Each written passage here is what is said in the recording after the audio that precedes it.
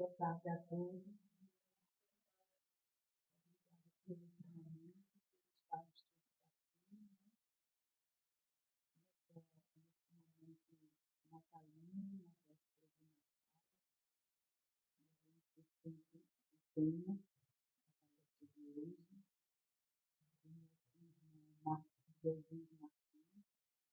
Vai nos dizer como Jesus nasceu, vai nos esclarecer, vai nos informar para mais conhecimento sobre esse assunto. Desejamos já a todos um feliz Natal, com Jesus no coração, e fazer a nossa prece. Deus Pai,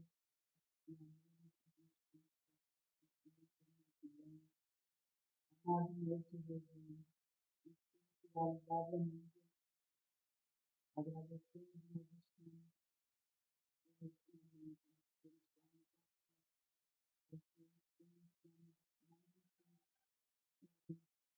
história do nosso amado Jesus e mestre.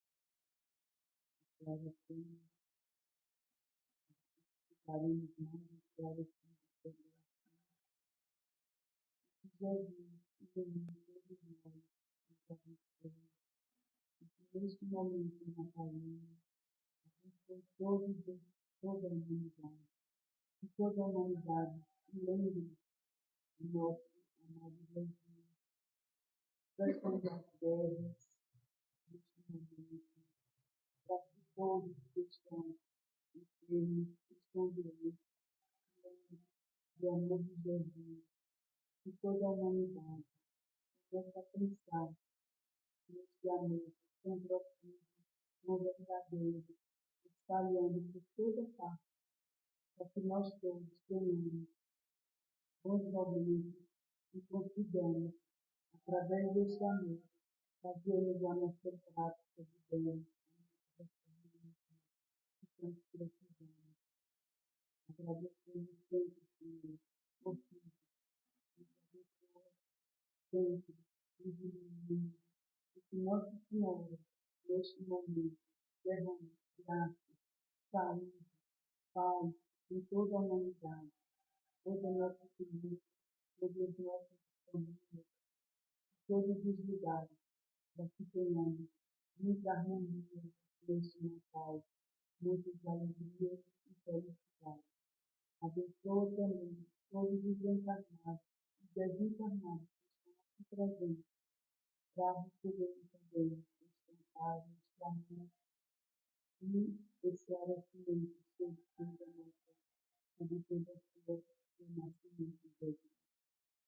Que assim seja. Obrigado.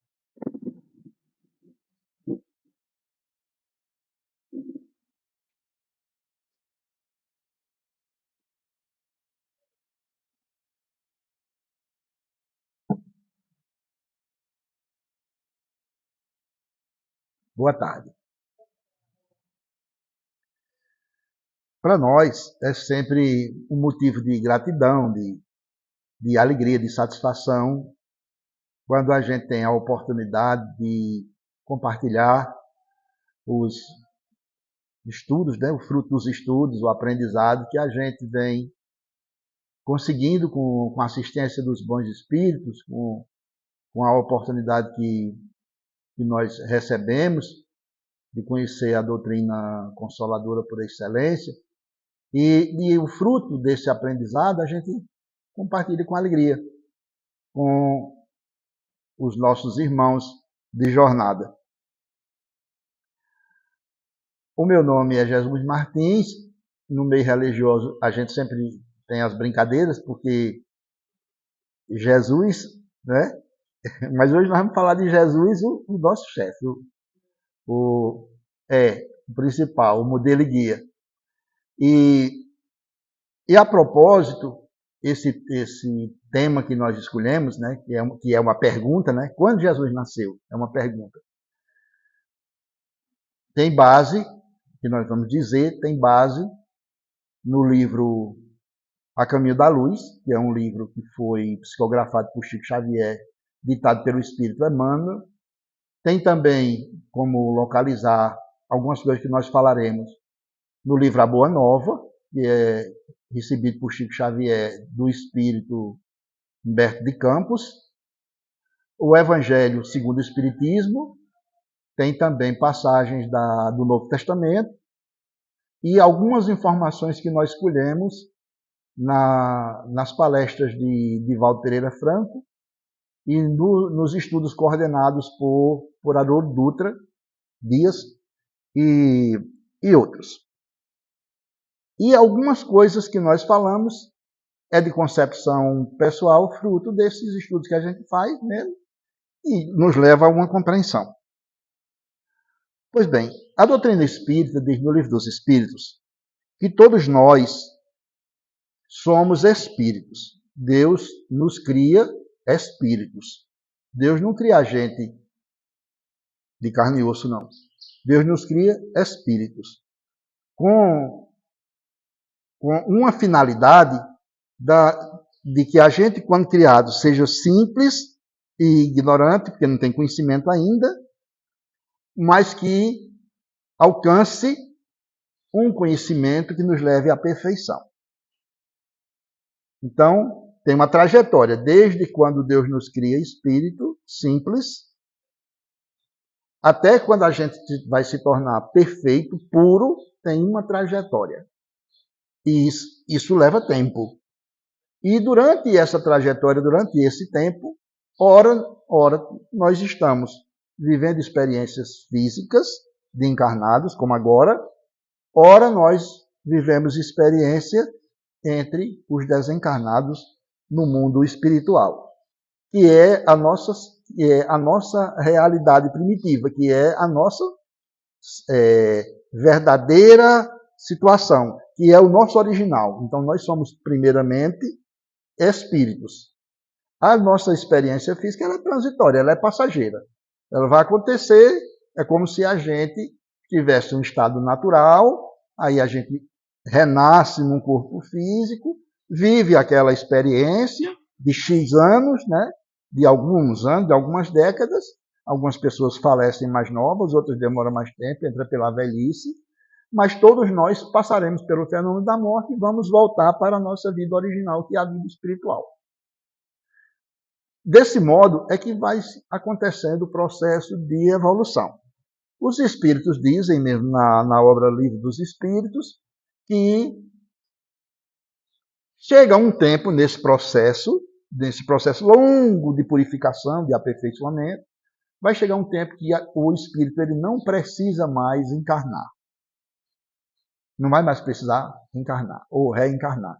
Ele, dali para frente, quando ele chegar nesse estágio, ele tem como fazer o restante da sua purificação, o restante da sua evolução, ele pode fazer sem precisar mais de viver experiência em corpo material. Ou seja, ele não precisa mais passar pela experiência física, pela experiência da carne. Não está mais sujeito, não está mais obrigado a fazer isso. Mas ele poderá fazer, se desejar, ele poderá fazer, se quiser tomar para si uma missão, aí ele poderá renascer, mas não mais obrigatório, não mais pela obrigação de se purificar. Agora seria por uma necessidade dos outros e esse espírito poderia renascer com a missão, com a tarefa de ajudar aqueles que estão encarnados. Nós temos na história da humanidade, principalmente na história cristã, alguns relatos de indivíduos que nem precisavam mais terem reencarnado. Eles não precisavam mais, mas eles reencarnaram porque vieram nos ajudar. Então, dentre eles, tem alguns que são até chamados, foram denominados santos, né? Mas já era um espírito de grande elevação, que nem precisava mais passar por aquelas experiências físicas. Pois bem, nesse processo de evolução, o espírito, quando ele chega nessa condição que ele não necessita mais reencarnar, que dali para frente ele vai purificar nas suas experiências espirituais, então se ele quiser fazer um caminho de volta. Por exemplo, um espírito que não precisa mais reencarnar. Se ele desejar, se ele disser assim, eu quero, vou pedir a Deus que me dê a oportunidade de eu encarnar, de eu reencarnar num lugar, para eu ajudar uma população que está lá.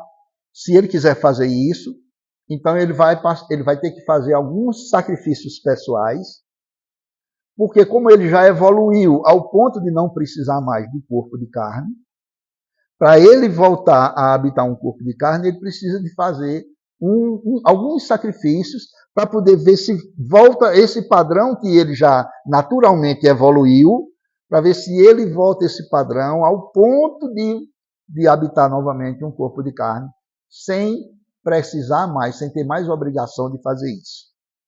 Então, para o espírito que já se purificou, voltar a habitar um corpo de carne feito nosso, exige dele grande sacrifício, grande abnegação.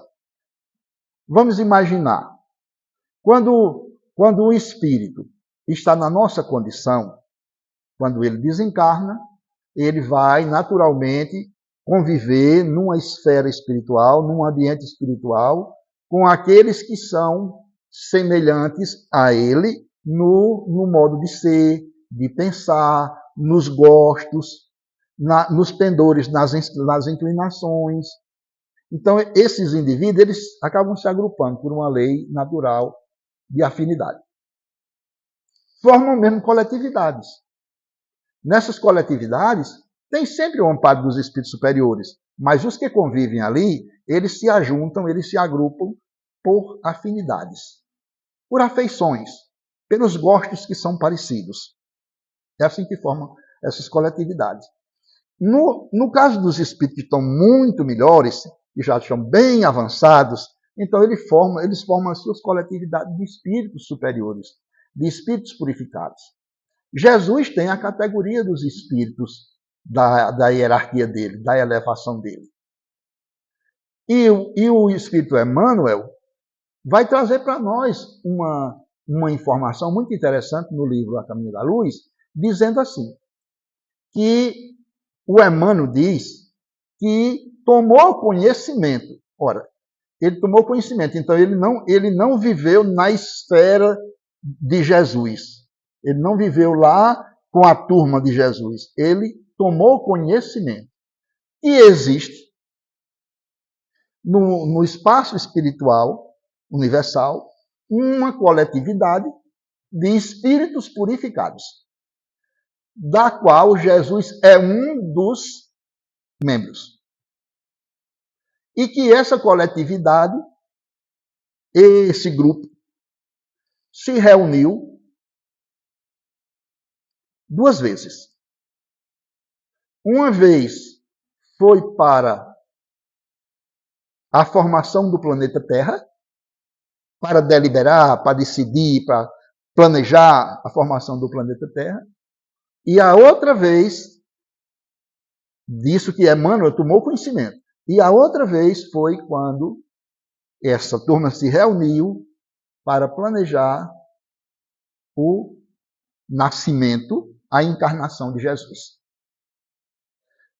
Os cientistas terrenais, os nossos cientistas, eles dizem que o planeta Terra tem mais ou menos 4,5 bilhões de anos. Dos nossos anos, de 365 dias. Tem cerca de 4 bilhões e meio de anos. Só que lá no livro A Caminho da Luz, Emmanuel garante que quando foi para o planeta Terra ser formado, quando ele não existia. Existia o Sol, mas o planeta Terra não existia.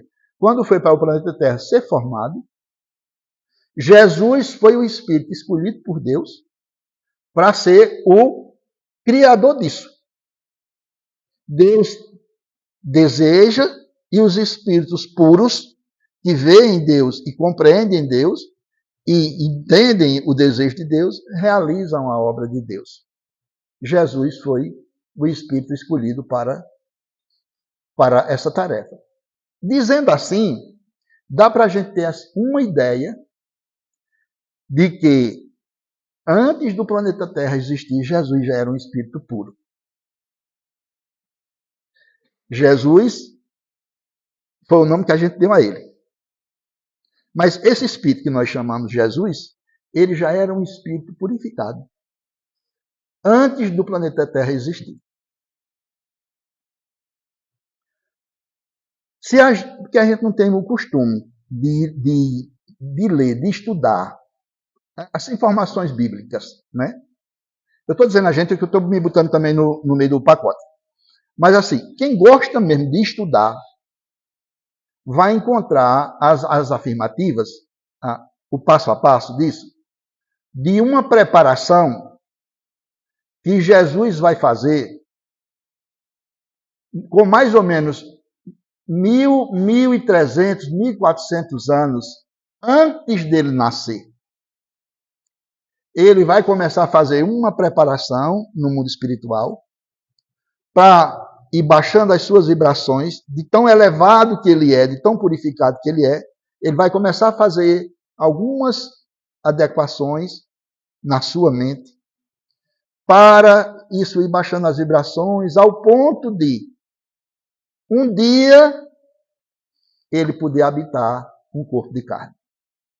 De tantos séculos, de tantos milênios que ele estava sem encarnar mais, sem ter necessidade mais de encarnar. Mas ele estabeleceu para si, ele programou para si essa missão.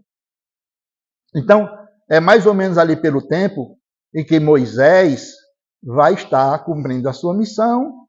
Moisés vai estar cuidando do povo hebreu, tirando lá do Egito, levando para o deserto. Vai ser aquele tempo que vai apresentar os 10 mandamentos.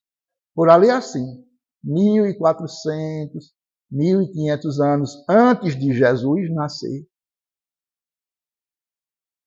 né, encarnar, o Espírito que nós conhecemos pelo nome de Jesus estava começando a fazer a sua adequação para habitar um corpo físico. Ele vai prometer isso. Ele vai prometer que vem. Ele vai dizer que vem. E ele vai dizer isso através dos profetas. Então você pega lá o Antigo Testamento, vários são os profetas que vão dizer assim: o Messias, o enviado, o escolhido, vão dar várias qualidades a esse Jesus. Isaías, por exemplo, é um profeta que vai detalhar a vinda de Jesus. Isaías é um profeta que vai dizer quase que um passo a passo da vinda de Jesus.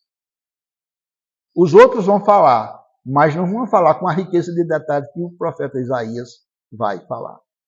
Anunciando a vinda de alguém que só vai chegar daqui a alguns séculos. Mas por que esses profetas falaram com tanto tempo de antecedência? Porque Jesus inspirou eles a darem essa notícia.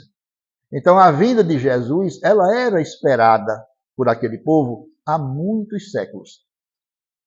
Essas informações, elas estavam escritas? Estavam não.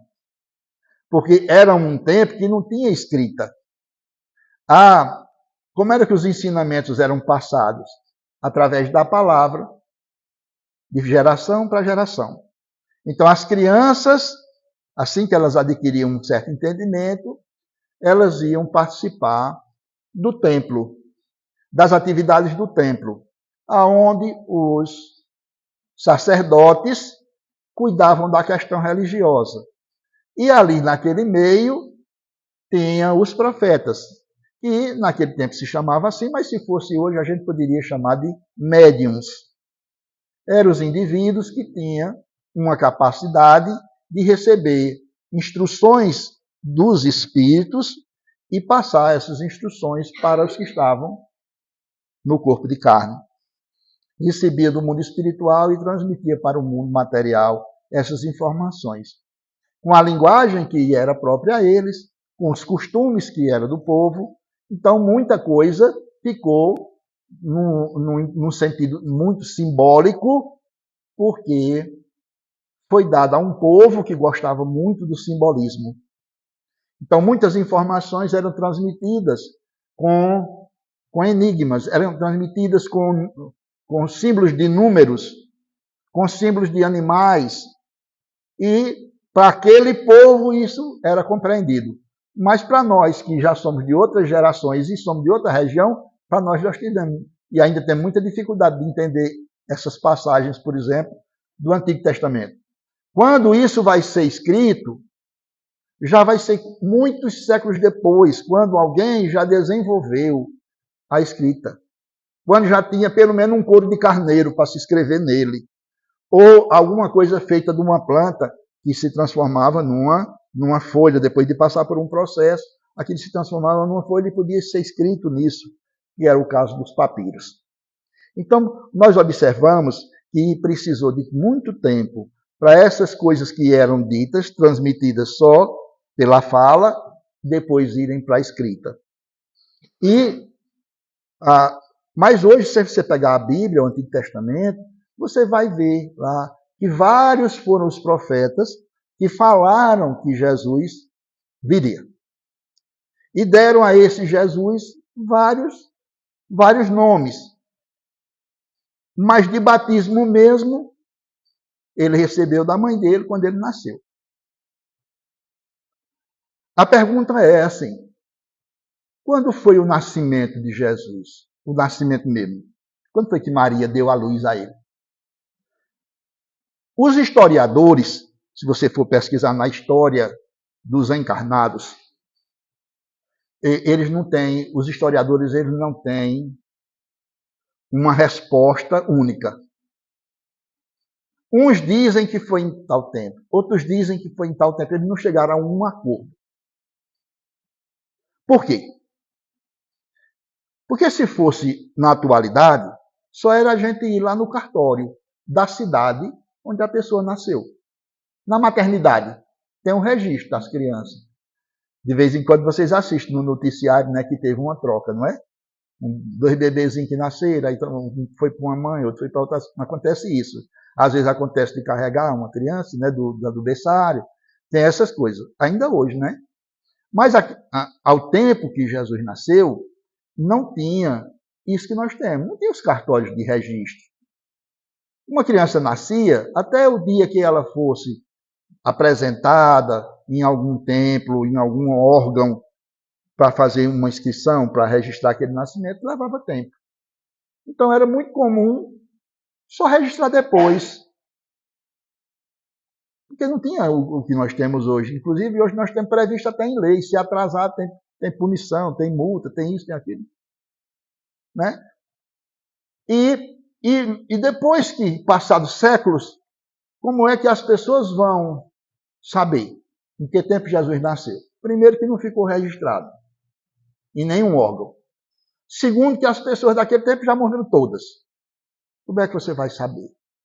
Então, o pesquisador, querendo investigar isso, ele vai ter muita dificuldade. Quais foram os critérios que foram usados para chegar o mais próximo possível do dia que Jesus nasceu, da época que ele nasceu? Quais foram os critérios desses historiadores, desses pesquisadores? Foi saber assim, primeiro, nós vamos pesquisar em qual foi o reinado. Porque tem relatos históricos dos reis que viveram e o tempo que aqueles reis governaram. O calendário que nós usamos hoje, naquele tempo ele nem existia. E nós usamos o calendário gregoriano. Ele não existia. Na região lá onde Jesus nasceu, o modo de contar os dias era diferente do nosso, do que nós temos hoje. Então, qual é o modo que o historiador tem? Ele vai pegar o evento, um acontecimento. Por exemplo, fulano nasceu, ou fulano se casou, ou fulano morreu durante o reinado do rei fulano. Pronto. Aí só é pesquisar na história aquele rei fulano, qual foi o período que ele reinou. Ah, ele reinou do ano tal ao ano tal. Pronto, então nós já achamos uma referência. Se esse rei tiver reinado durante 10 anos, então aquela pessoa nasceu dentro desses 10 anos. Porque está narrado que foi o nascimento, ou o casamento, ou a morte, aquele acontecimento se deu no reinado de fulano. Então, os historiadores chegaram ao entendimento que Jesus nasceu no período do reinado de um rei muito severo, muito perverso, e que esse rei, ele governou durante X tempo, mas já achou o período do reinado. Beleza. Agora, a narrativa diz que Maria,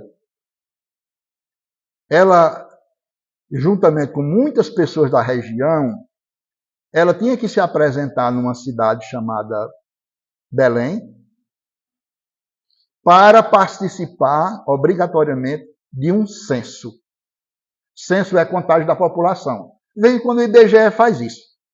Aqui o pessoal passa nas portas, fazendo as entrevistas, né? Saber quantas pessoas tem na casa, quantos são empregados, né? Quantos têm maior de idade, enfim. Um questionário do tamanho do mundo para pesquisar sobre a vida de quem mora ali. Isso aí é um censo. A gente chama de recenseamento. Então, naquele tempo, houve um recenseamento, houve um censo.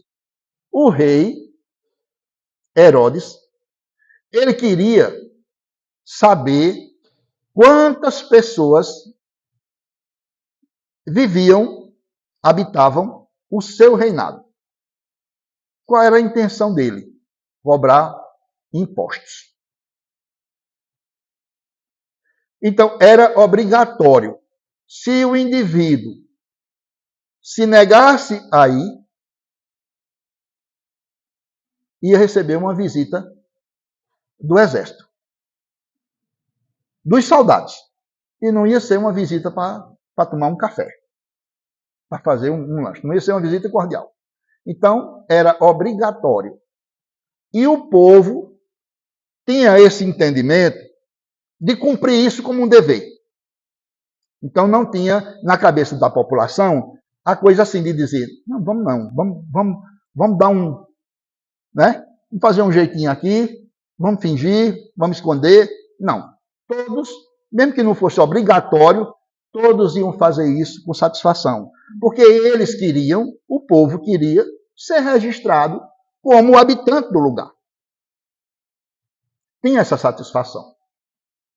Então, Maria vai, mesmo naquela situação, que ela está gestante, ela vai para participar desse censo, dessa contagem da população. Agora, os historiadores, eles já têm uma outra coisa, que é o quê? Foi durante o reinado de Herodes e foi no período do censo, da contagem da população. Aí observa que quem está pesquisando agora já encontrou uma coisa mais próxima. Então, se o reinado de fulano foi de 10 anos, eu vou dizer assim, nasceu no reinado de fulano. Então, pode ter sido, eu tenho há mais de 10 anos. Mas se foi no período do censo, aí eu vou perguntar assim, e o censo aconteceu em que mês? Em que ano? O censo aconteceu no ano tal. Então, agora o período de nascimento não é mais de 10 anos. Agora o período de nascimento é de um ano. É naquele ano que houve o censo. É dessa forma que os historiadores vão fazer a pesquisa para chegar ali naquela data que Jesus nasceu. Que provavelmente Jesus nasceu. Então, por causa disso, os historiadores, se você fizer uma pesquisa no Google, onde for, vai dizer assim, vai ter essa informação. Que uns vão dizer que Jesus nasceu 3 anos antes do que a gente conta, como era cristã. Outros vão dizer que foram 2 anos antes e outros vão dizer que foi 1 ano antes. De toda maneira, não tem nenhum que diga que a maneira como nós contamos do nascimento de Jesus seja exatamente igual. Houve erro. Houve erro. Então a gente diz assim, nós estamos no ano 2024, já terminando, né, já no finzinho, do ano 2024, do nascimento de nosso Senhor Jesus Cristo. Isso foi a data que está combinada, mas não foi a data real. E ninguém sabe a data real, por quê? Porque uns dizem que foi 2024, foi o que nós combinamos, mas ele já tinha nascido um ano antes. Outros dizem que ele já tinha nascido 2 anos antes. E outros dizem que ele já tinha nascido 3 anos antes.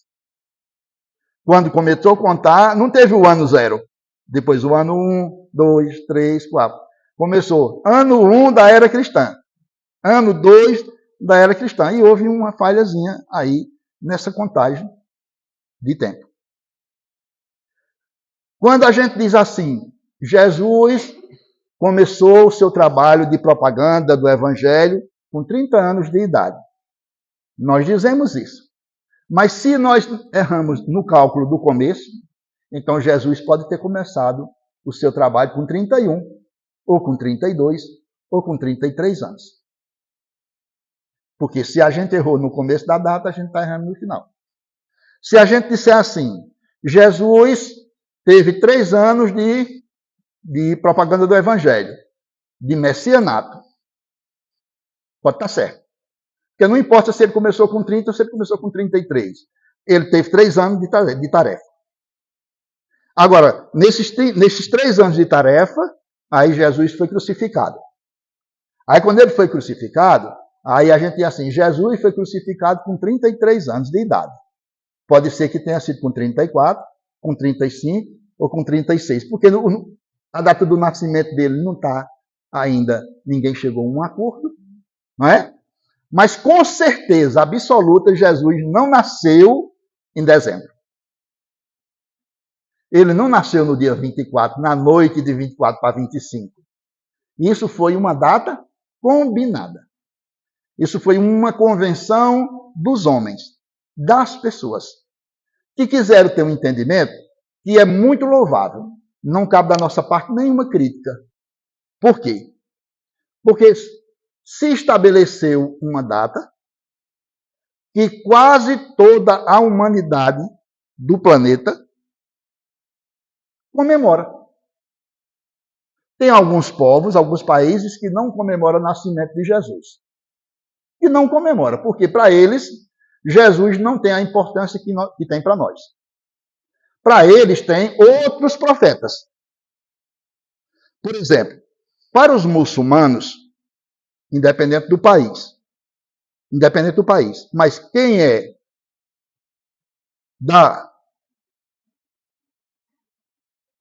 do agrupamento de muçulmano, do entendimento muçulmano, esse pessoal segue um profeta e Jesus é tido para eles como um profeta menor do que aquele. Então eles seguem o aconselhamento, a orientação desse profeta, que é Maomé. Para eles, Maomé tem a importância que Jesus tem para os cristãos. Então, quando é na noite de 24 para 25 de dezembro, esse pessoal não comemora Natal, porque eles não seguem Jesus. Eles seguem Maomé. Então, nós não podemos dizer que o Natal, 24 de dezembro para 25, é comemoração mundial. Não é. Mas para os cristãos, para todos os católicos, é. Para todos aqueles que simpatizam, que seguem, que se afeiçoam com o cristianismo, o Natal é 24 para 25 de dezembro. E é aí que se comemora o nascimento de Jesus. Mas, a rigor, Jesus não nasceu em dezembro. Aí, pelas fontes espíritas, e é possível encontrar isso num livro chamado Paulo e Estevão, que foi ditado pelo Espírito Emmanuel, pelas mãos de Chico Xavier. Na obra Paulo Estevão, Emmanuel fala, ele dá muitas dicas, ele fala de uma série de coisas que aquele dali para um historiador é excelente. Por quê? Porque ele diz assim, era o reinado de fulano de tal, imperador de Roma. Opa! Tem registro do tempo que foi o reinado desse imperador romano. Aí ele diz assim, era primavera, tal e tal e tal. Opa! Ainda hoje, se você for lá, a primavera é em tal período. Então, aí Emmanuel vai dando aquelas dicas para ir enquadrando mais ou menos, não é, a idade. O imperador romano, ele governou de tal tempo a tal tempo. Nesse período teve tantas primaveras. Se foi numa dessas primaveras, aí vai começando a afunilar a pesquisa para chegar na informação seguinte. Jesus nasceu numa noite de abril, do mês de abril. Como é que se pode saber com garantia que foi no mês de abril? Se não era usado o calendário que a gente usa. Aí a espiritualidade que traz essa informação faz uma conversão. Ela faz uma conversão. E naquele calendário que era utilizado, se fosse utilizando o nosso, seria mês de abril. Para os pesquisadores que estão encarnados, é possível chegar a essa mesma conclusão. Mas nem todos eles, talvez algum, não sei, se ler a obra Paulo Estevão. Se eles leram a obra Paulo Estevão, eles têm como fazer novos cálculos. Porque depois que a gente lê a obra Paulo Estevão, a gente vê que as datas que nós temos na nossa mente, na nossa informação, nas pesquisas, elas vão ser todas alteradas depois que Emmanuel faz aquelas colocações. Porque tem muita coisa que os historiadores colocaram, mas eles não se aproximaram do real. A pesquisa deles ficou muito longe das datas verdadeiras, das datas reais, dos acontecimentos. Importa para nós se Jesus nasceu em abril ou em dezembro? Não, não altera. Para a gente não altera. Nós vamos continuar fazendo as nossas comemorações, as nossas homenagens no dia que nós fazemos. O que é que a gente precisa ter em mente? Que a festa de Natal, ela deve ser uma homenagem ao aniversariante. Porque o que é que nós temos visto acontecer nas nossas festas de Natal? Coisas belas. A gente vê a família se reunir, não é? Com uma posse, uma condição financeira maior ou menor, faz ali uma ceia. Muitas vezes trocam uns presentinhos. Existe essa coisa mesmo na própria sociedade, na cidade, um movimento, um entendimento das coisas. Hoje de manhã, lá no Novo Horizonte, no Centro Espírita, eu fui fazer lá uma fala bem rapidinho. E depois a gente ficou conversando com os colegas lá da tarefa, ele dizendo assim, a gente comentando assim, por causa do espírito natalino, que nessa época parece que abranda mais os corações, parece que as pessoas se tornam um pouco mais fraternas, a gente vê essa coisa assim das pessoas desejarem uns para os outros, falarem, Feliz Natal, próspero ano novo, que Jesus abençoe, tem uma coisa assim muito bonita, das pessoas ficarem expressando esses desejos de paz, de amor, de prosperidade, uns para os outros, uns para com os outros. E isso é muito bonito. Então, a gente chama isso de espírito natalino. É uma época do ano que parece que os corações abrandam, que a gente se acalma um pouco, que a gente tem um olhar para o outro, que a gente pensa de comprar uma lembrancinha para dar um presentinho, que a gente recebe um presentinho, que a gente recebe um abraço, que não é costumeiro durante o ano. É uma data especial. A espiritualidade superior, que trabalha coordenando as comunidades, as coletividades, toda cidade tem um grupo de espíritos que são responsáveis por aquela população, todos trabalhando em nome de Jesus para cuidar daquela turma toda. Toda cidade tem. Toda cidade não tem um prefeito. Se nós, os encarnados, já estamos procurando de organizar nossas coisas para ter um representante, o que vocês acham que Deus não teria? Será que a gente é mais organizado que Deus? Né? Se a gente tem o secretário disso, o secretário daquilo, a gente nomeia as pessoas, elege as pessoas para cuidar dos nossos interesses, nem sempre eles cuidam, mas assim, a gente elege para isso, né? Então, será que Deus não elegeu também? Será que Deus não designou também espírito para cuidar de certas atividades, certas tarefas? Será que nós estamos assim entregues às baratas? Ou será que Deus tomou providências a nosso favor, se Ele vem cuidando da gente? Jesus Cristo disse assim, falando para o povo, um povo de roça, né? Falando para um povo que vivia da pesca, que vivia do criatório de animais, as pessoas bem simples do campo. Jesus disse assim, eu sou o bom pastor. Então ele estava comparando o povo como um rebanho de ovelhas, né?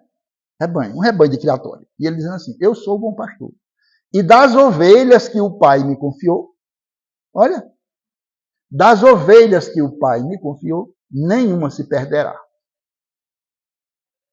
Veja como é interessante. Jesus está dizendo assim, que ele tem um cuidado conosco. Ele cuida da gente. Nenhuma vai se perder. Nenhum de nós. A gente erra, a gente acerta, a gente desencaminha, mas depois se apruma. Tem gente que desencaminha, morre naquela situação. Mas quem disse que a pessoa morreu? Agora nós já estamos sabendo que quem morre é o corpo. O espírito continua. E o espírito, como ele continua, ele mais na frente, ele se reergue, ele programa nova encarnação, ele renasce novamente e se apruma. Porque é da lei divina que todos nós vamos alcançar a perfeição. Todos nós um dia seremos espírito purificado. Jesus mesmo disse assim. Nessa fala, ele estava se referindo à fé, mas ele disse assim, se você tiver a fé do tamanho de um grão de mostarda, você vai fazer essas coisas que eu faço. E outras mais maravilhosas. Você poderá dizer àquela montanha, montanha, te transporta daí. Naturalmente que não é você olhar para uma serra e mandar a serra sair do meio. A gente também não pode ir tão ao pé da letra assim, né? Mas é porque tem situações na vida da gente que parece que são situações sem solução. E Jesus vai dizer que o indivíduo tem a condição de superar aquilo. E que, desenvolvendo essas percepções, essas habilidades espirituais, esses dons espirituais, o indivíduo poderá fazer as maravilhas que ele fez, ou os milagres que ele produziu. Hoje, bastante coisa dos milagres que Jesus produziu, a ciência já mostra que não é milagre algum. Naquele tempo, parecia ser. Porque como era que uma pessoa estava cega e recuperava a visão. Né? Mas hoje o que nós temos visto, um avanço da ciência, quantas coisas, quantos benefícios nós temos visto.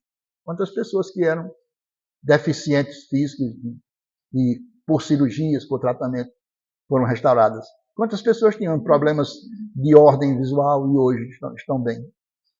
Né? Então, a ciência vai mostrando coisas que a religiosidade Fazia, mas não tinha como explicar. E Jesus, ele vai dizer para nós que nós estamos num processo de evolução. Agora, a propósito do seu nascimento, aí a gente pode pensar assim.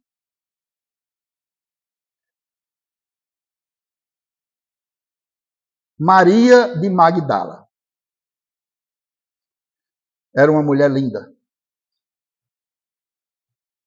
cortejada por muitos homens ricos, e ela tinha uma perturbação espiritual. Na linguagem espírita, principalmente para quem trabalha com passe, com mediúnica, a gente vai dizer que Maria de Magdala era obsidiada. Ela tinha uns espíritos que perturbavam, e por causa dessas perturbações, ela tinha uma vida desregrada. Ela queria, de fato, no coração dela, encontrar o amor da vida dela. E por causa disso, ela experimentou com vários homens, mas ela nunca conseguiu realizar isso intimamente. E entrou nesse estado de perturbação. E essa depressão e essa possessão levava aquela mulher a sofrer dias trancada, sem contato com ninguém, como uma ressaca dos dias que ela tinha aqueles encontros com essas situações desregradas de sexualidade. Até o dia que ela encontrou Jesus. Então, para Maria de Magdala, ou Magdalena, ou Maria Madalena, Jesus nasceu naquele dia em que ela, na praça, ouviu a sua pregação.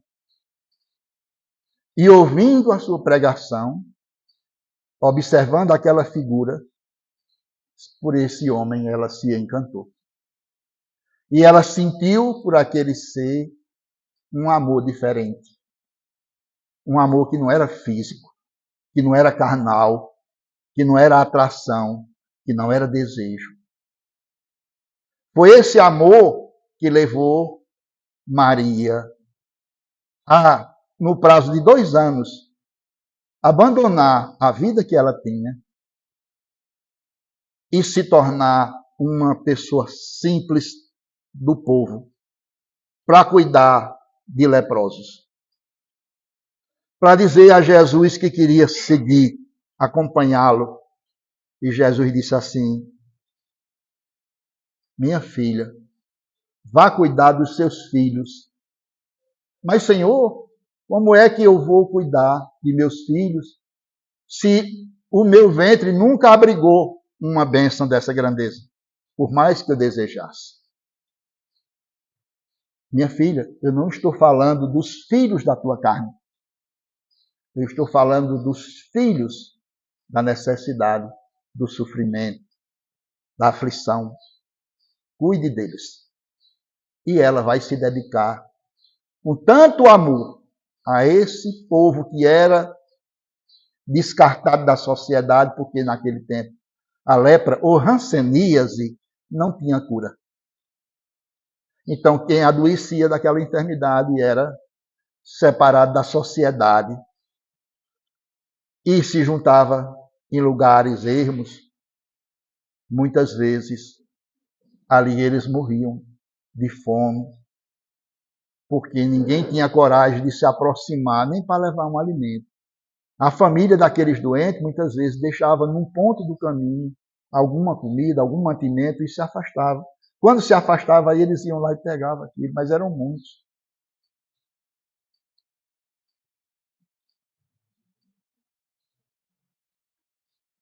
Paulo de Tarso, o apóstolo dos gentios, que nós conhecemos pelo nome de São Paulo, quando foi que Jesus nasceu para ele? Foi naquela tarde, quando ele se aproximava da porta da cidade de Damasco, que Jesus surgiu numa aparição tão iluminada e aquele homem que ainda se chamava Saulo caiu da montaria, caiu daquele cavalo, os olhos criaram uma camada espessa de alguma substância que ele ficou por alguns dias na condição de cego. Tão grande era a iluminação da pessoa que ele viu, e ele disse assim: Senhor, o que queres que eu faça? Naquele dia, Jesus nasceu para Paulo. O menino, filho de um casal muito bem sucedido na região da Umbria, na Itália. O pai, um rico comerciante, receber ali um garoto, filho único, chamado Francisco, que para nós aqui é Francisco. A cidade era uma cidade pequena, chamada Assis, por isso ele é Francisco de Assis. E Francisco de Assis, nós conhecemos por São Francisco de Assis. Ele foi um garoto mimado, e o pai tinha planos para ele, que era o quê? Quando ele alcançasse a maioridade, ajudar o pai nos trabalhos do comércio e ser o herdeiro daquele patrimônio para tocar para frente aquela atividade comercial. Isso seria o prazer, a felicidade daquele pai, ver o seu filho tocando para frente os negócios da família. Francisco é adolescente e há um movimento das cruzadas que vai dizer assim, que todos os cristãos devem se armar para fazer uma jornada para tomar o templo sagrado do cristianismo de Jerusalém, que estava no poder dos muçulmanos. Uma guerra sangrenta. Francisco foi.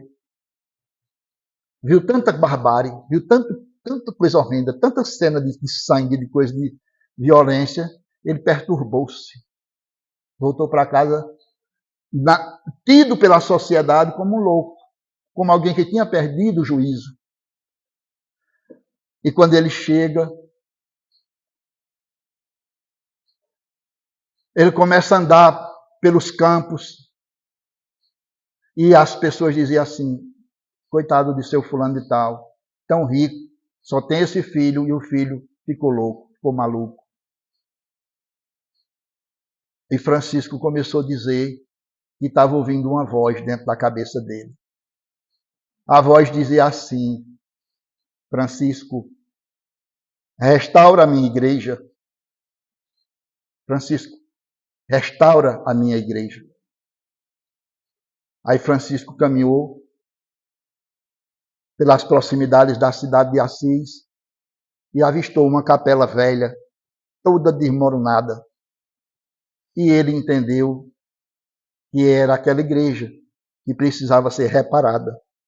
Fazer ali um trabalho de pedreiro e ajeitar as paredes para que aquele templo ficasse bonito e pudesse servir a Deus.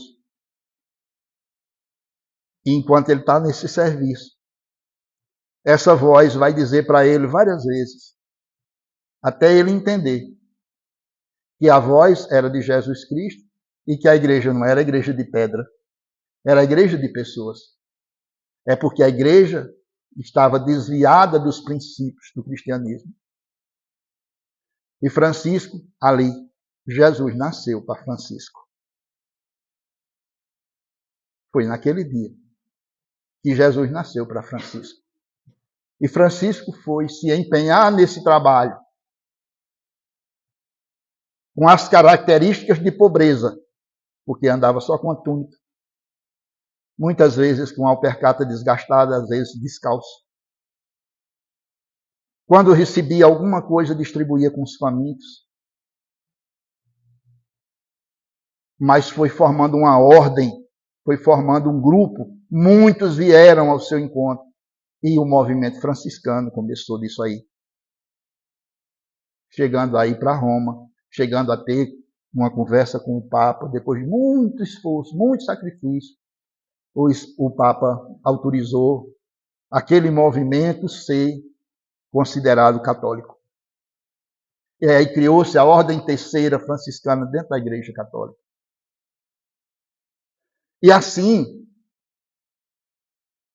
nós vamos encontrar em diversos momentos da história Jesus se apresentando para alguém, ou numa visão que o indivíduo teve, ou numa revelação que lhe veio na mente, Jesus nasceu naquele dia para aquela pessoa. Porque Jesus, embora ele esteja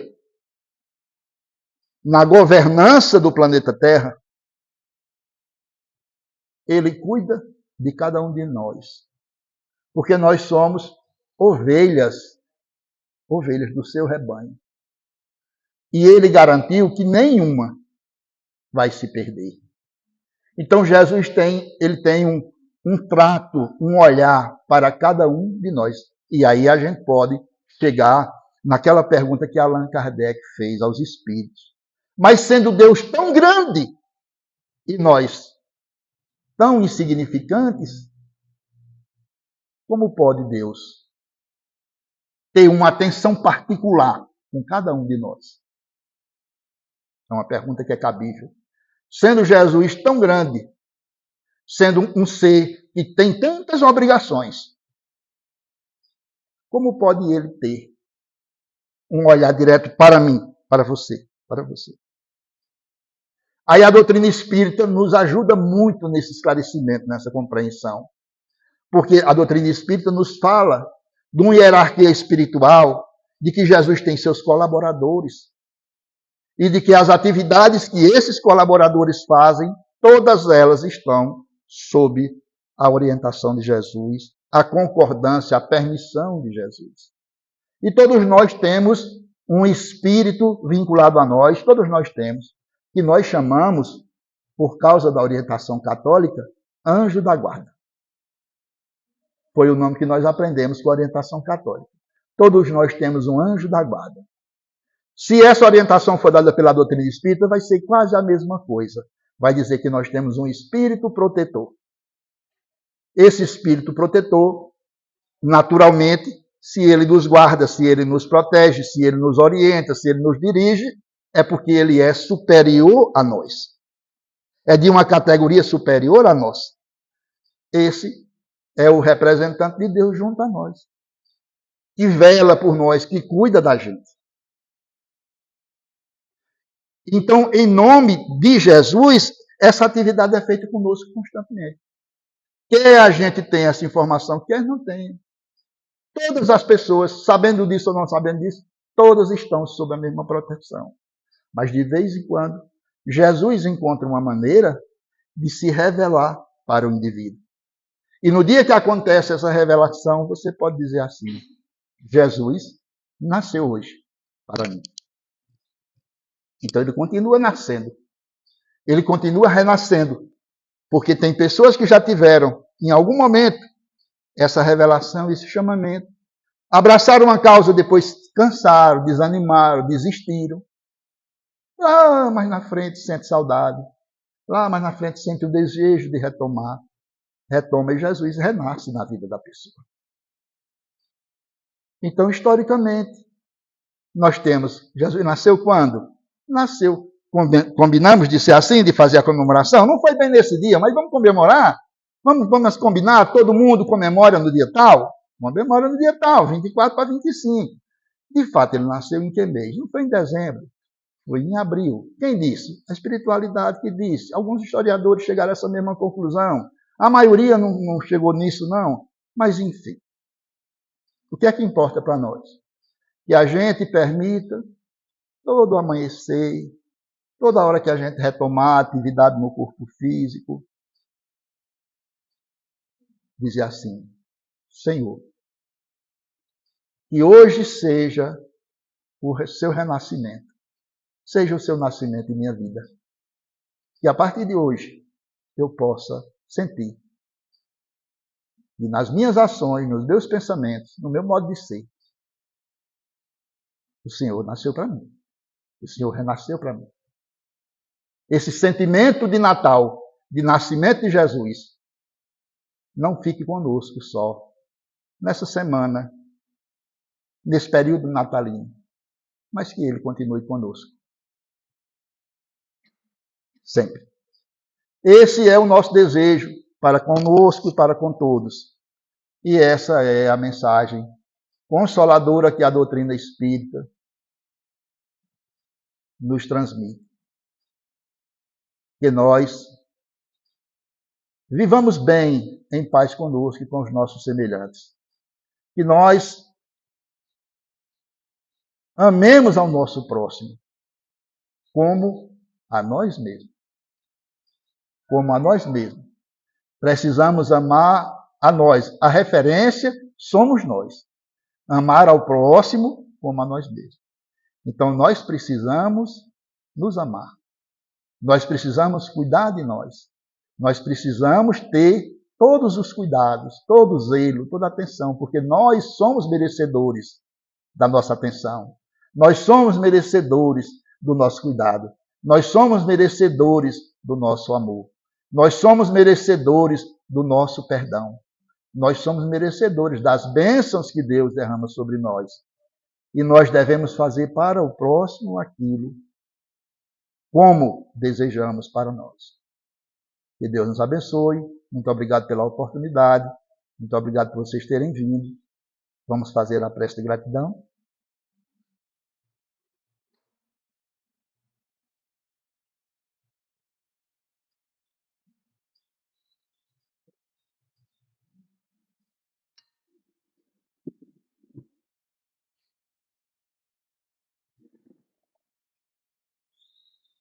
Obrigada ao nosso irmão Martins, né? Pelo esclarecimento. Está aí, certidão de nascimento de Jesus. É bastante interessante que a gente conseguiu entender bastante essa divulgação, né, na data do nascimento de Jesus. É bastante interessante. E permanece em nossas orações. O mais importante é a vida de Jesus, né, o amor dele por nós, e que a gente retribua esse amor, amando a nós mesmos e amando ao nosso próximo. Muito bem. Principalmente nesse Natal, espírito natalino que nos faz por todo o ano, né, com duro que vai vir, que a gente continue ter esse nível de pensamento, de amor, de respeito, de harmonia, de nível de alegria de nossa vida, e sempre na prática de Deus. Agradecemos imensamente a nossa irmã. E pedimos aí uma coisa interessante, sobre o poder da Nossa Senhora, e fala, né, que ela também foi um espírito que não precisava mais reencarnar em São José. Bem trabalhado também, bem preparado, já bem sabendo que ia ser mãe de nosso Jesus. Bastante interessante essa parte. E nós pedimos agora ao nosso irmão, eu acho que hoje não terá paz. Eu também não pode pensar hoje. Não tem ninguém. Mas Jesus nos abençoe. Você aproxima de vocês. Muito obrigada. E feliz Natal para você, que você família.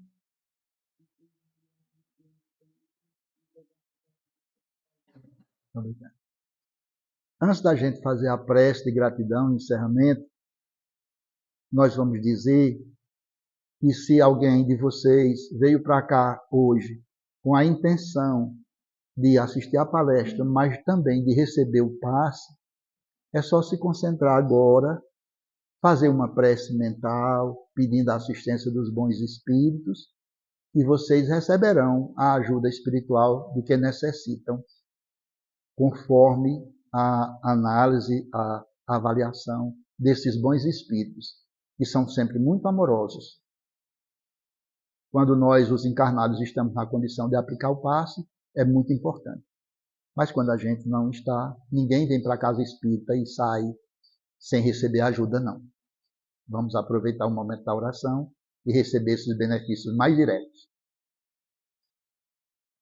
Cristo misericordioso, divino médico das almas, meigo Rabi da Galileia, graças te rendemos, Senhor, pelas bênçãos do teu amor inesgotável sobre nós, por esta oportunidade que nos deste de estarmos reunidos em irmandade, estreitando os laços de fraternidade que nos deve unir a todos, lançando as bases para a construção de uma família universal, visando os labores iluminativos do futuro. Concedei-nos, neste momento, a assistência, a atividade benfeitora dos bons espíritos, teus representantes, velando sobre nós, cuidando das nossas necessidades mais íntimas, das nossas carências espirituais, a fim de que, retornando às nossas origens, voltemos em condições ideais para o cumprimento dos nossos deveres de encarnado. Aos que, estando conosco, trazem consigo as dificuldades, as limitações, mesmo estando no plano espiritual, possam receber os influxos da tua misericórdia, as bênçãos do teu amor fecundo e infinito. E serem conduzidos esses amigos e irmãos nossos a lugares bons, onde reine a alegria, o contentamento, a paz e o reconforto na atividade do bem. Por este momento de luzes, pelas bênçãos desta hora, por esta casa de oração e de serviço, pelos que a dirigem, muito obrigado, Senhor. Bendito e louvado sejas. Muito obrigado.